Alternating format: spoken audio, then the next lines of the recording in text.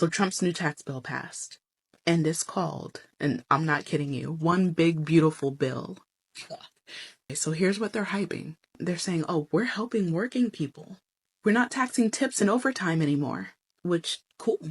I think we can all agree that's helpful. Child tax credits are going up a little, but we know why that is, don't we? If you live somewhere with high state taxes, you might get a better deduction now. And I'm sitting here like, cool, but that's the bait. Because while they're waving those little perks in our faces, the real winners are the same ones who always win. People in the top 1%, they're getting tens of thousands back. In the top 0.1%, they're walking away with hundreds of thousands of dollars in tax breaks. Meanwhile, people making regular salaries, they might see $800, if that. And that's before we even talk about what's getting cut behind the scenes. Because they're not just handing this money from nowhere. They're coming from Medicaid, cutting food assistance, slicing into healthcare programs. So it's like, congrats. The ultra rich just got a raise. And they're sending the invoice to everyone else. Oh, and if you drive an electric car like me, not only are they canceling your tax credit, they're going to be charging us a fee now. Like, how dare we try to help the planet?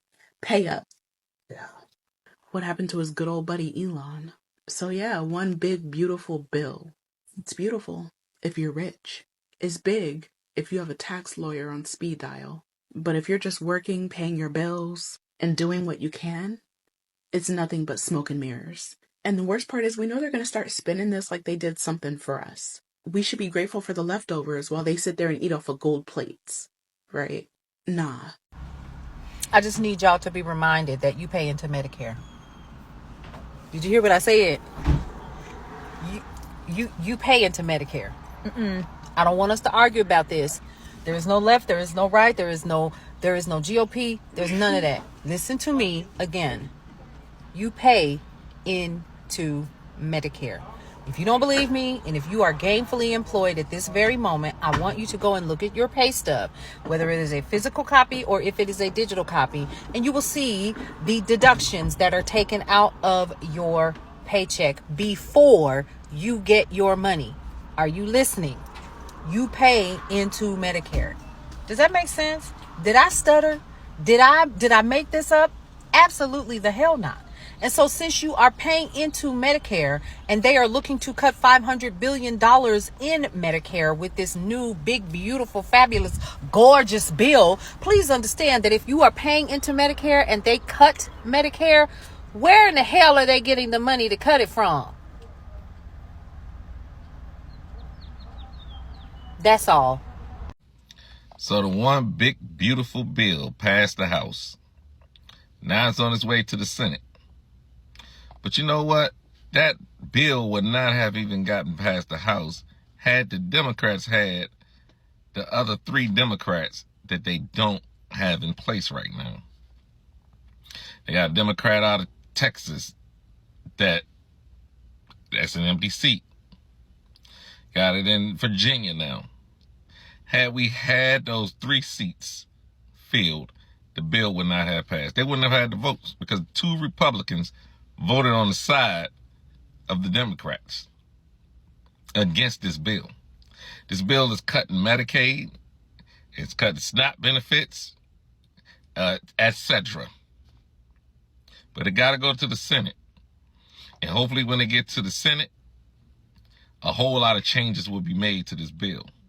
Because this bill is only helping one group of people, the 1%, the rich. Hi guys, welcome back to my channel. So the one big beautiful bill has officially passed in the US, and honestly, there is nothing beautiful about it. Not for the working people, not for the vulnerable, and especially not for the Black Americans. Watching this feels like witnessing a slow motion disaster, and the worst part is that people have been warning about this for years, especially the Black communities in America.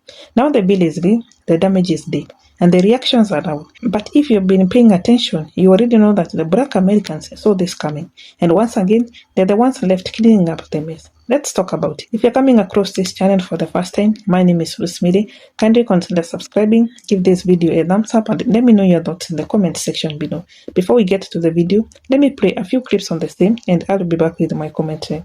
All credit goes to the original creators of these videos.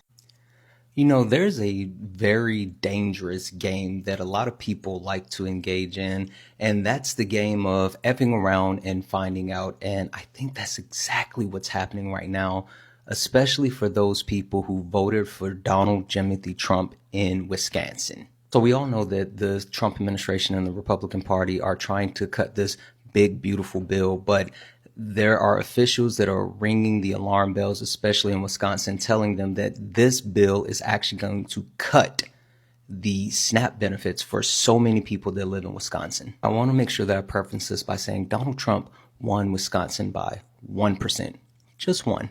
And this actual proposed bill is going to cost about $314 million loss in food assistance. Now, not only is it going to cost that, but let's not forget that they are looking to actually cut $300 billion from the overall budget when it comes to SNAP.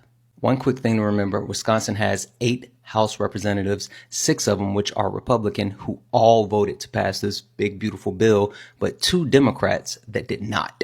A call out specifically for this is these cuts are going to affect about 700,000 people in Wisconsin that actually use SNAP benefits. Another thing this is going to do is going to actually increase the demand on the state to actually help cover any of the costs that is being dished out when it comes to said benefits. If the state has to pick up the tab, they're going to be paying about $200 million more a year just to provide those benefits that people in Wisconsin need.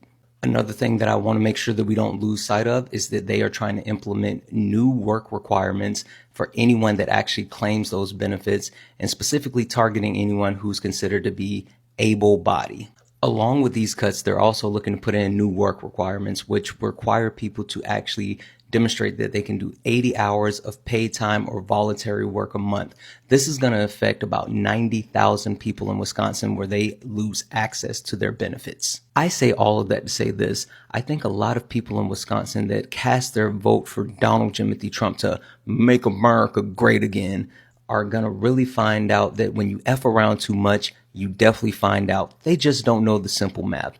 Listen, this is going to be something that harms not only Trump supporters, but people in general, especially those people in Wisconsin. I hate that I have to be the one to break this news, but it's something that people need to prepare for.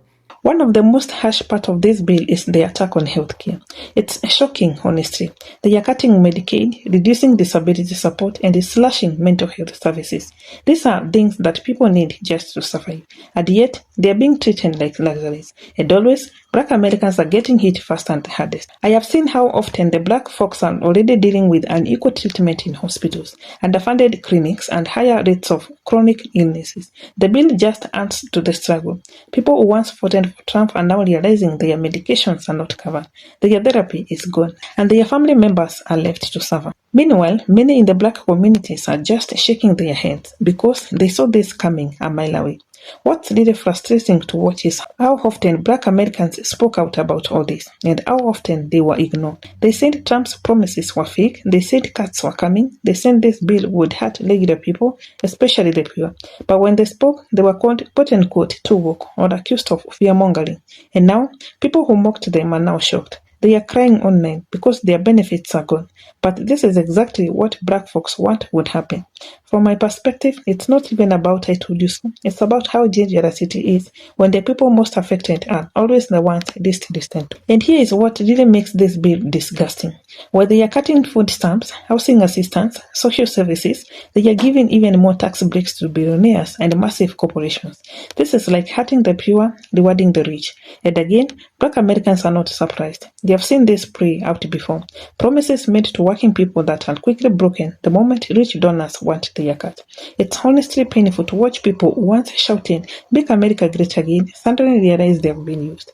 Meanwhile, the very communities they look down at are now left saying, "We're trying to tell you all."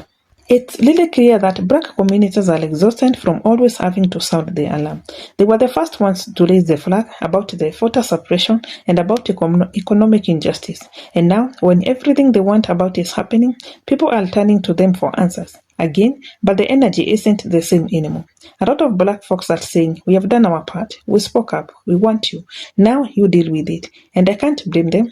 Watching this feels unfair that the people who are most affected are always the ones expected to do the most work, politically, emotionally, and socially.